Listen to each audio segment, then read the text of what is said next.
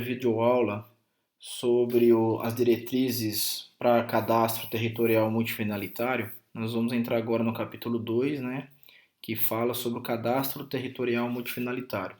Então, no artigo 7º dele, ele fala que o CTM é constituído de arquivos de documentos originais, né, levantamento de campo, quando é feito em campo, e arquivos de dados literais, seriam os alfanuméricos, que são referentes a parcelas cadastral, e terceiro, a carta cadastral.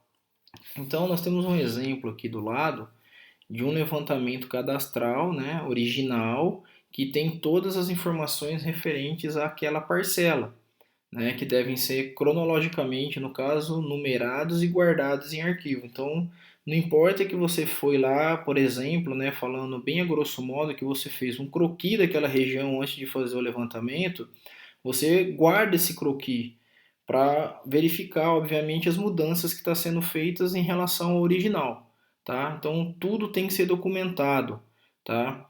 Todos os documentos, eles são de interesse do cadastro, principalmente aqueles que são os originais do levantamento, né? E no caso da figura aqui, a gente consegue verificar o nível de detalhamento que o profissional que fez esse levantamento colocou, né? O cuidado que ele teve aí em todos os aspectos de detalhar o máximo possível as informações para que fique fácil na hora de inserir essas representações de feição no projeto, tá? Aí no caso do arquivo 8º aqui, ele fala: define-se carta cadastral como sendo a representação cartográfica do levantamento sistemático territorial do município, certo? Então, o que ele está dizendo aqui? Que a base fundamental para o reconhecimento do território, né, para você poder colocar políticas públicas, fazer planejamento, fazer qualquer tipo de suporte de desenvolvimento social, econômico, enfim, é a carta cadastral. Então essa carta cadastral, ela vai ser a representação cartográfica do levantamento das parcelas que foram realizadas e de modo sistemático. E normalmente não tem como você fazer de outra forma que não seja em escala grande, seja escala 1 para 2.000, 1 para 1.000, ou 1 para 500, enfim, tá? Tem que ser em escala grande para que tudo seja mostrado naquela escala da carta. Senão, já é sabido, vocês fizeram cartografia, sabem que lá você tem um valor, né, que é 0,2 milímetros na escala da carta, para você poder estar tendo visualização. Tá? Então tem coisas que você vai utilizar em outros tipos de escalas que não vai aparecer e que às vezes é importante. Então a escala grande aí, ela é de extrema importância, tá? E sempre relembrando que o mapa é que vai fazer com que, ou melhor, que ele seja um instrumento, tá? Que vai ordenar esse espaço territorial, tá? É em cima dele que as pessoas vão fazer todos os mapas temáticos, no caso, e ter esse suporte de gestão territorial, ok? Então é isso que define aí o artigo 8º, tá?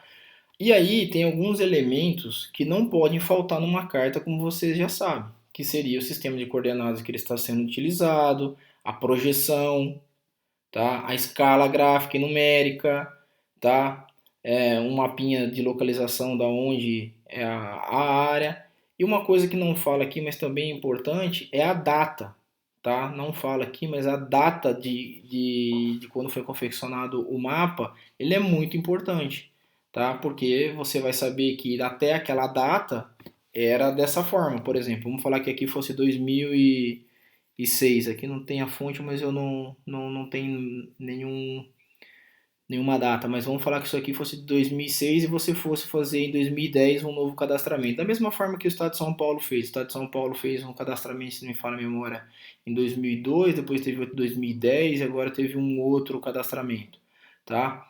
Então, essas datas são importantes, que você sabe que antes dessa data é da forma como está sendo mostrado. Para frente é a atualização, obviamente, tá? E os limites fundiários necessariamente têm que estar amarrados ao sistema geodésico brasileiro, tá? Que no nosso caso hoje é o SIRGAS, mas você pode pegar coisas anteriores que estejam em site, enfim, ou que alguém não atualizou, ou que a pessoa que está tomando conta do cadastro não saiba, enfim, tá? Mas tem que ficar amarrado no sistema geodésico brasileiro. Então essas informações são muito importantes, tá? Quando você vai pegar o trabalho de alguém, ou vai analisar o trabalho de alguém, ou vai trabalhar para uma prefeitura ou alguém que está já fazendo esse cadastro, você tem que saber todas essas informações para você fazer da forma como está sendo feito, certo? E correta, principalmente, tá? E aí eu já falei um pouquinho lá que você vai ter essas escalas aí, um para 2.000, um para 1.000, um para 500, tá? Obviamente que cada vez que você aumenta essa escala aí, ou seja, um para 250, por exemplo, você vai encarecendo porque vai aparecendo mais coisas, enfim, tá? E envolve um pouco de custos, tá? Você está voando, vamos pensar em fotogrametria, está voando mais baixo, vai ter mais imagens, enfim, ok? O recobrimento vai ser maior, ok? Maior no sentido de você vai ter mais imagens, porque a tua área de cobertura de cada imagem, cada foto que você tirou vai ser de um local menor. Se você tiver mais alto, você pega a maior parte do território. É isso que eu quis dizer. Tudo bem? E aqui nós temos como se fosse um comparativo do que seria na carta cadastral e o que teria nas cartas de feições, certo? Então, na cadastral, todas as parcelas são delimitadas por vértices sinalizados no terreno através de um polígono fechado, inclusive as áreas públicas, né, tais como rua. No caso das feições, apresenta-se a delimitação dos limites reais do imóvel, ou seja, somente aqueles que não estão materializados no terreno. A B, as edificações são identificadas através de sua posição real no terreno. No caso da carta, são representados por elementos do meio físico, de detalhes como árvore, bosque, poste, enfim, caixa de inspeção. Na carta cadastral, você vai ter a aquisição dos dados para esse tipo de representação. Normalmente era feito através de técnicas topográficas, porque muitas coisas, mesmo usando fotogrametria, você precisava desse apoio topográfico para poder ter uma melhor precisão da carta, né? E no caso das cartas de feições, a principal vai ser por aerofotogrametria, por você ter uma informação mais rápida, né?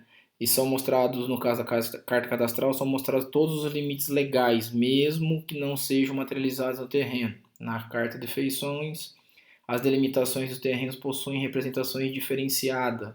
Quando é muro, cerca, vivo, então você vai colocar ali a delimitação diferente, correto? A apresentação apresentam os topônimos de arruamento, certo? No outro caso aqui, os topônimos que seriam o estudo dos nomes dos lugares, tá? Referentes ao arruamento, edificações públicas e templos religiosos. E as parcelas recebem um código unívoco quando está falando de carta cadastral. Então tem essas diferenças, né, entre elas.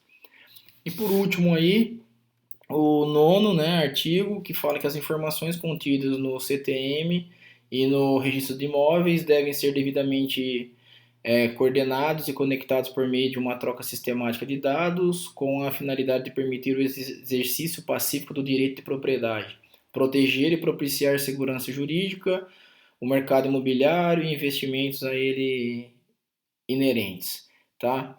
Então aí o principal de tudo fala que o cadastro ele vai declarar a existência do imóvel fisicamente, né, sua realidade física e suas características de situação, medidas, enfim, e o registro de imóveis vai declarar a titularidade dominial, ou seja, o domínio da pessoa e as circunstâncias pessoais de vizinhança do proprietário, tá? Então um vai complementar o outro, correto? Da mesma forma que você tem todo o levantamento em um, de questão física, área, medida, tá? Depois se leva isso tudo aí para o registro de imóveis e vai falar que você é o dono disso daí, quem são os seus vizinhos, né? E te dá a titularidade desse imóvel, ok? Agora a gente termina por aqui essa segunda videoaula e na terceira videoaula a gente vai falar de cartografia cadastral. Tudo bem? Obrigado.